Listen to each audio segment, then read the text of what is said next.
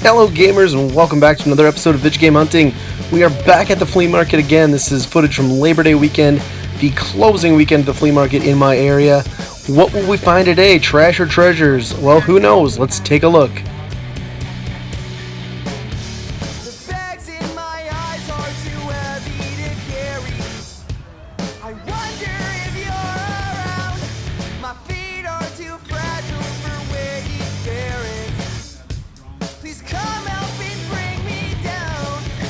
I always feel the need to check these glasses just to see if I'm going to come across any more of the Super Mario 2 glasses. No luck today though. Here we've got a seller who frequents the flea market. He's got a permanent booth, always has games available, but I feel like it gets more and more picked over each and every year, and there doesn't seem to be anything new coming in, which is a bummer.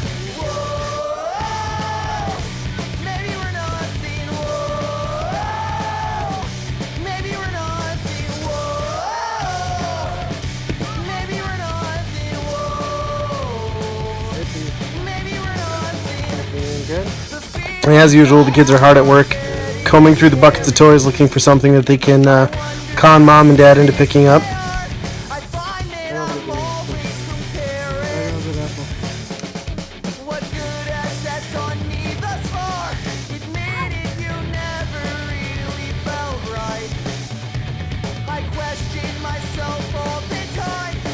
Surprise PS2 in a random box under some furniture.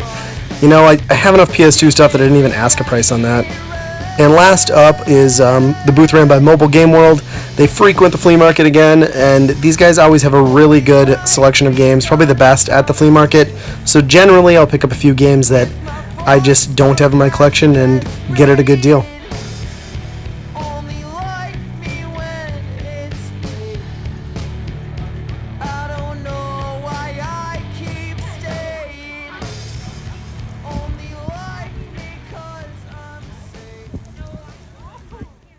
Alright, so as you can see, the flea market didn't have a ton of games, mostly just resellers, a couple odds and ends here and there.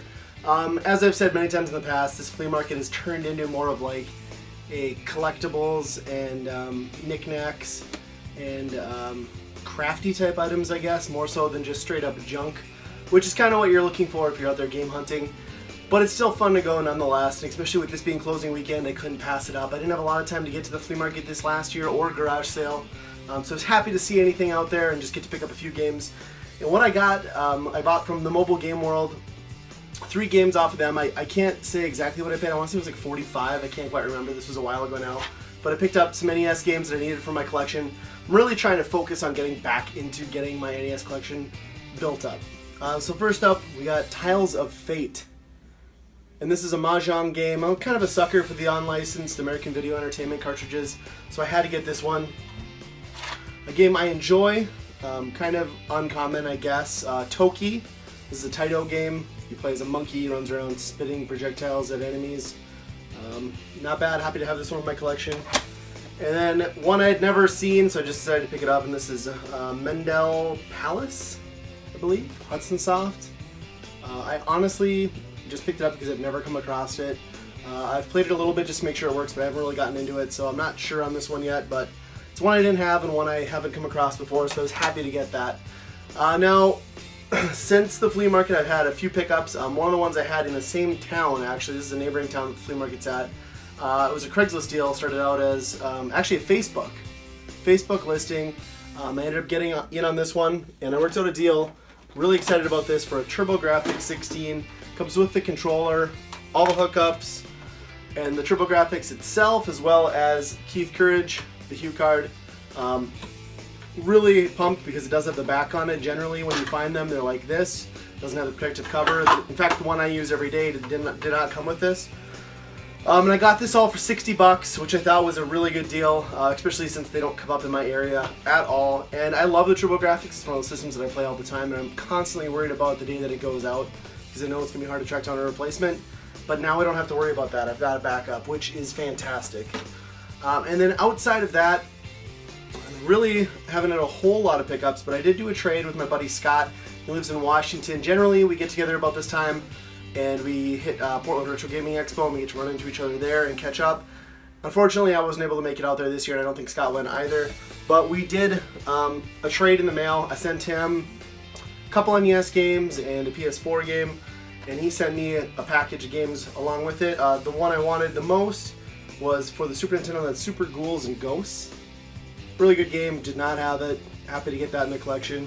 And then I couldn't see anything else in like the doubles he had that I really needed, so I just told him, you know what, surprise me, throw in a few extra games, and he threw in a few awesome ones. So first up is this preview disc for the Nintendo GameCube.